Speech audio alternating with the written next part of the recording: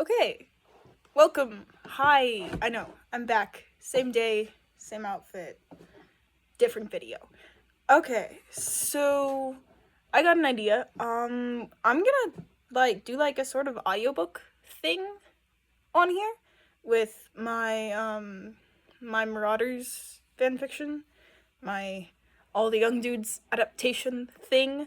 Um I would like to say that most credit for this fic does go to Miss Big King, Miss King Bean 89. I think that's what it is. For, the storyline and stuff. And then a good bit goes to Rick Riordan for, well, you'll see. Yeah.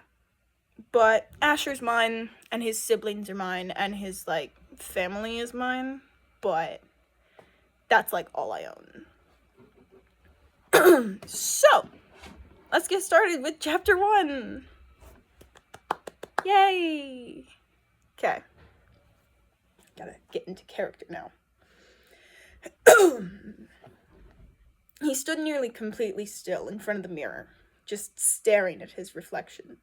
He took in the sight, trying to wrap his mind around how much he had changed over the past few months. His hair was longer, falling just past his ears in hazel wisps and making his blue-gray eyes appear a shade lighter than as he stood there frozen, just staring. The only part of him that moved in any consequential fashion was his right hand, which had reached up to trace the jagged red lines carved into his chest. Freak. He must have reread that word thousands of times over the summer, willing it not to be true. We don't always get what we want, Asher thought to himself bitterly as he got dressed, pulling on his everyday robes for the first time in months, and wishing to whichever god would listen that he didn't have to leave. The months he had spent at PLC were the best he could remember, regardless of the bullying. It could have been the difference in American air to that of Germany, or the fact that Gran and Grandpa had hardly written to him, but Asher suspected that it was, most likely at least, due to the fact that he had made friends.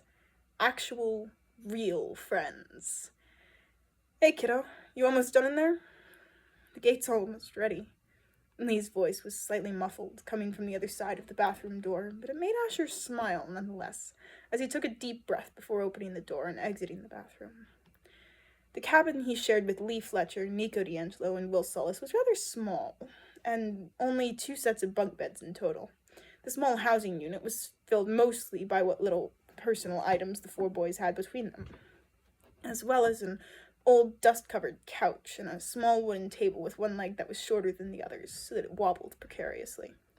When Asher exited the bathroom, the majority of the leftover space in the cabin was occupied by his 2 roommates, Nico and Will, his friend Annabeth, and his half-brother Lee. Nico and Will were very nearly perfect opposites of each other. Where Will was golden-haired and tan, Nico was raven-haired and pale as death. Nico only ever wore shades of black and gray, while Will constantly looked like he'd been dressed by a colorblind Texan preschooler, sporting his yellow camp shirt with a green short-sleeve flannel and cargo shorts. They bickered like children in the middle of a turf war, and somehow always found a way to get Asher and Annabeth up in it. Annabeth Chase was a year-round camper, like most of the campers. However, she could have taken the title of biggest outcast from Asher and Nico, who were constantly tied in that department, if she had cared enough to try.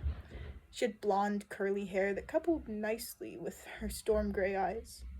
She always had a book in hand and a pencil tucked behind her ear to annotate with. Despite her harmless appearance, the first lesson Asher had learned that summer had been to stay out of Annabeth's way, unless you planned to get judo flipped, of course. Lee was, by far, the most chill of their little group. He was a son of Apollo, like Will, and had the same golden hair, tan skin, and sky-blue eyes that most children of the sun god shared, with Asher being the only exception. Lee was a good bit older than the rest of them, 14 making him an older brother to every 11-year-old in that room, save for Annabeth, who acted above all that now that she was 12. Asher moved to his bunk wordlessly, attempting to ignore the worried looks his friends gave him as he closed up his trunk, which held everything he would need for school, save for his boreal owl, Owlbert, who would be sent by Asher's parents when he arrived at school. and his violin, which had its own case. He tried to avoid acknowledging the others as he started to leave, but a hand on his shoulder stopped him. He didn't have to look to know it was Lee. Not gonna say goodbye, Ash? Asher bristled at the awful nickname Lee had given him, but allowed himself to be pulled into a hug by the older boy, who quickly turned it into a group hug as the rest of his friends joined in. Even once they'd finally released him, Asher couldn't keep his eyes from watering a bit. He once again found himself praying that something would happen to force him to stay. "You will write me, won't you?" His German accent was more prominent than usual. Stupid emotions were probably to blame. "Of course we will," Nico and Will assured him at the same time, which instantly caused another round of bickering between the two boys. Annabeth just shook her head and chuckled a bit. "Have fun at fancy magic school for me, eh? Wish I could come with you." "I wish you could too. You'd love it," he sighed. She really would love it there. If only she could go in his place. "Come on, Ash. I'll walk you to the gate," Lee suggested after a moment. He placed a hand on Asher's shoulder, acting as a sort of anchor for the younger boy, and Asher was so grateful for that bit of contact that he let the nickname slide, just this once. He looked back one last time at his friends, these wonderful people who had helped him survive his first summer in America. There weren't enough words in either of the languages he was fluent in to express how grateful he was, and he lost the chance to try when the door closed behind him. He hadn't even realized that him and Lee had been walking until they were already outside in the late August air. They walked in silence a good bit of the way. Lee's hand stayed steadily placed on Asher's shoulder, keeping him tethered to reality as he stared straight ahead. He refused to look back at the cabins in the mess hall. He refused to look back at the woods and the archery range in Long Island Sound, because this wasn't goodbye. Not forever, at least. He could see the gate in the distance, an ornately decorated marble archway that acted as a sort of door to the outside world, glittering in the sunlight. He wouldn't see it again until next summer. Hecate was waiting there for him. The goddess of magic oversaw Pantheon Legatum Castra, or PLC, over the summer, switching off with Chiron during the winter months. And she truly did look like a goddess. Her Grecian-style dress was woven from moonlight, with silver accents that sparkled across her coffee-colored skin. Her hair was woven with stars into braids that reached down to her ankles, and her violet eyes had the sort of knowledge that all the gods had. When Asher and Lee reached her, she smiled kindly. "Getting it a bit close, aren't you?" the goddess chided as she placed a hand on the nearest pillar of the gate. The marble crackled with magic, purple smoke filling the space between the pillars until it created a sort of veil. Asher swallowed the bite rising in his throat as he turned back to Lee. "I promise to write as long as you will." It came out as a sort of plea. "Of course I will," Lee chuckled, pulling Asher into a crushing embrace one last time.